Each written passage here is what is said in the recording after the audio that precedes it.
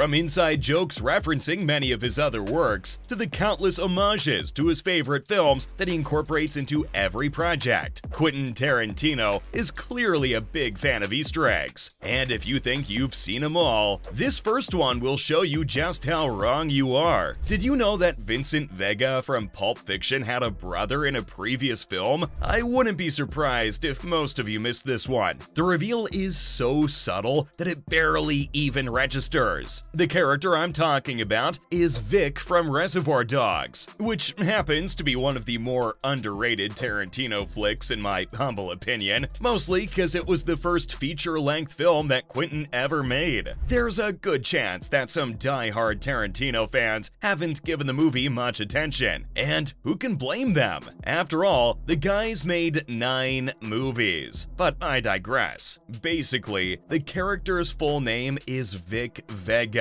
which sounds awfully similar to Vincent Vega, don't you think? It turns out that the two characters are actually brothers, and Vic even references a sibling that he hasn't met in a long time. It's easy to miss Easter eggs like this because you just don't expect them to be there. Tarantino loves to add these little references, and only hardcore fans that rewatch his films repeatedly would notice them. Now, this isn't the only reference to his other films that Tarantino's included. For example, Kill Bill is full of Pulp Fiction Easter eggs. Although the Easter eggs are not as consequential as the Vic Vega reveal, they mostly have to do with Uma Thurman, who played the character of Bride in the Kill Bill duology. I'm pretty sure all of you know her from her stunning turn as Mia Wallace in Pulp Fiction, and Kill Bill hints at the connection multiple times, like that scene where Bride draws a square while talking to Copperhead. It's the exact same shape that Mia Wallace drew in a completely unrelated scene in Pulp Fiction. What's more, Bride passes a banner advertising Red Apple cigarettes. Eagle-eyed fans might know this as the brand that Mia liked to smoke. And this little Easter egg came into play in yet another Tarantino film as well. Django Unchained is jam-packed with references to Kill Bill. You can clearly see how Tarantino enjoys playing with his audience. To be fair, the comparisons between Django and Kill Bill aren't hard to observe. For one thing, there's the revenge theme that binds the two together.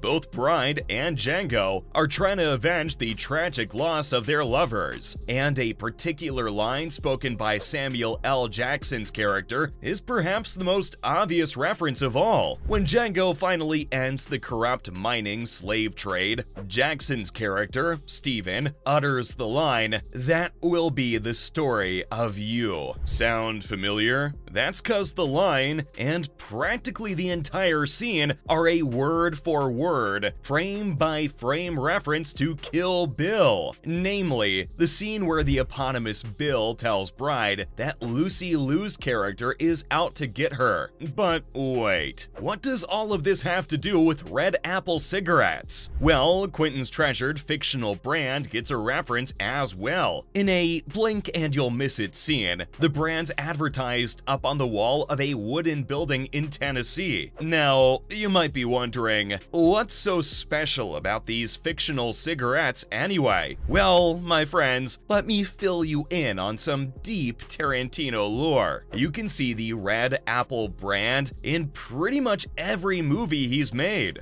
I'm not exaggerating here. The guy's obsessive genius makes him a pro at self-reference, and it's a big part of why his films have such an enduring appeal. Perhaps the most prominent Red Apple reference came in Once Upon a Time in Hollywood, which is one of the more recent films that Tarantino's released. Leonardo DiCaprio's character, Rick Dalton, actually appears in an ad for the brand. But at the end of the day, these are pretty minor Easter eggs. What about the good stuff? Well, Once Upon a Time in Hollywood has plenty more to offer. Tarantino used the film to pay tribute to one of his favorite favorite movies. You see, Quentin's the kind of guy that loves films of all kinds, and he's not an elitist about it either. Most of his favorites are cult classics, or in other words, films that might have gotten a bad reception when released, but which then went on to enjoy an underground following after they found the right audience. A great example of this is a horror film released in 1982 called The Thing. Critics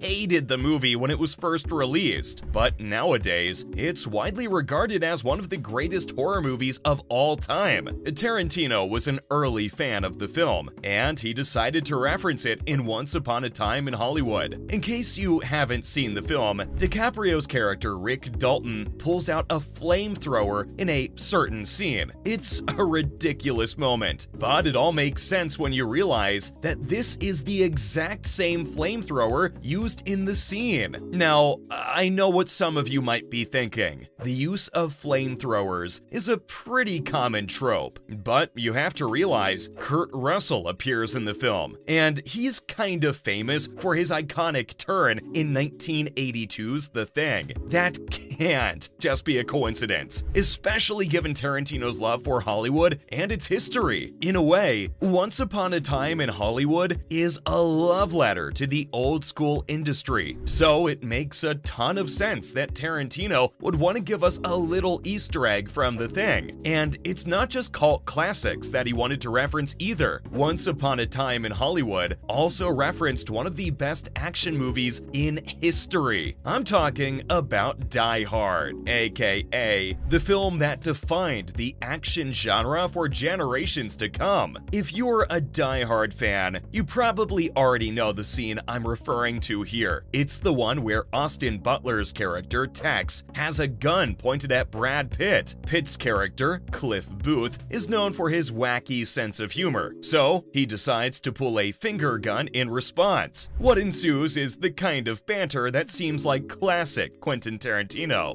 but it's also a pretty obvious reference to Die Hard's climactic scene with John McClane and Hans Gruber. As a Tarantino fanboy, I fully expected Easter eggs in every other scene when I went to see Once Upon a Time in Hollywood, and boy did he deliver. But then again, he kinda has a reputation for tributes like this. He started referencing other films ever since Jackie Brown. You see, Quentin's a big fan of the blaxploitation genre, and Foxy Brown is one of the best blaxploitation films ever made. You might not know this, but his 1997 film Jackie Brown is supposed to be a spiritual successor to the film. The star of the movie, Pam Grier, also happened to play the lead role in Foxy Brown. So Tarantino's clearly wearing his influences on his sleeve here. But wait, there's more. Tarantino also referenced yet another film he's loved for decades in this film, the Martin Scorsese classic Taxi Driver. Robert De Niro, who played the troubled protagonist of Taxi Driver, also appeared in Jackie Brown. Do you remember that scene where De Niro's character goes to an arms dealer? It's almost ripped straight out of Taxi Driver, cause Tarantino wanted to reference De Niro's iconic role. I could go on, and still barely scratch the surface of Quentin's endless references. So for now, that's all from me on some of the Easter eggs in Tarantino films you missed.